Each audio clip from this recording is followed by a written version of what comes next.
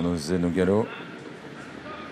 Chronozen a perdu un petit peu de temps en partant. Kate Blaze est parti assez lentement également, alors que Espada est bien parti à l'extérieur. Bon départ côté corde pour le numéro 4 Kenzo Benoît, avec également Julian Sensei qui vient en 3e position, juste devant le numéro 10 Love is Love Pellini.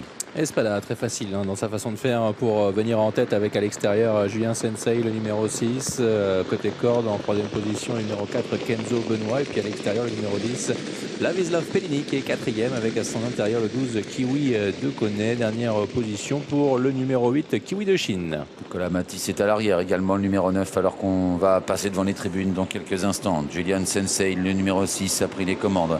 En 2e position, le numéro 5 Espada, avec côté corde Kenzo Benoît, au centre Love is Love Pellini, avec Copavri qui est obligé de faire l'effort maintenant en pleine piste. Il se rapproche, il est suivi par le numéro 2 Eclipse Gare. Dans ce wagon également Crack Boréal, au centre Kiwi de Koné patiente, le numéro 12.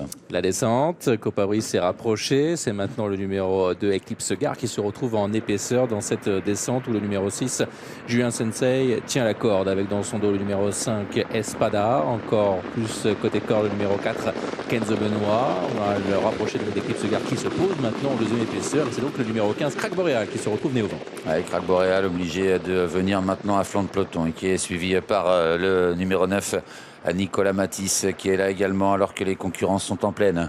Une 12-4 pour le chrono intermédiaire, avec Julian Sensei qui a l'avantage. Crack Boréal qui poursuit son effort en dehors. Dans son dos, le numéro 9 Nicolas Matisse, avec également près des leaders Espada devant le numéro 4 Kenzo Benoît. Au centre Eclipse Gare.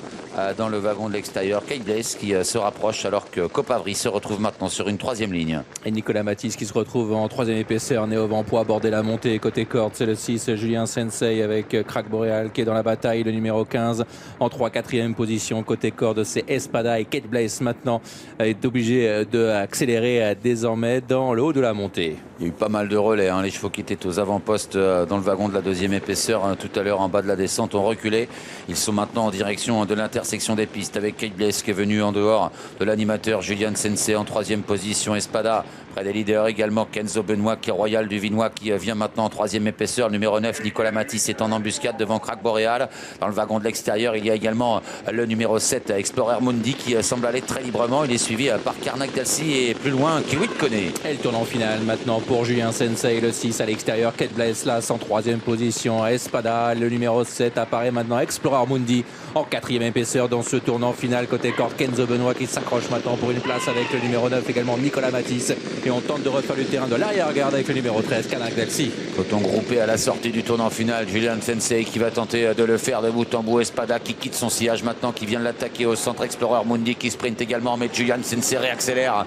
Julian Sensei qui garde l'avantage alors qu'il reste moins de 200 mètres à parcourir. Espada 2e à l'extérieur, Karnak Dalsi qui termine fort, mais Julian Sensei, le numéro 6, va s'imposer brillamment pour ses débuts en France. 2e place peut-être arrachée